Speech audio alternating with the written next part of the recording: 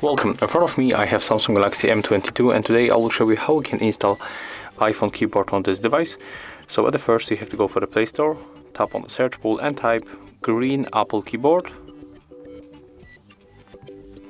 We have to get this application from Arvin Apps. Right now we can open.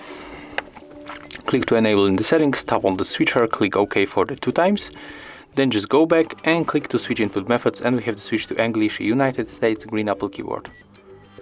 Right now tap finish, and when you go back and right now try to use your keyboard, as you can see our keyboard theme has changed. It looks almost identical like on any other iOS device. And if you find this video helpful, remember to leave a like, comment and subscribe to our channel.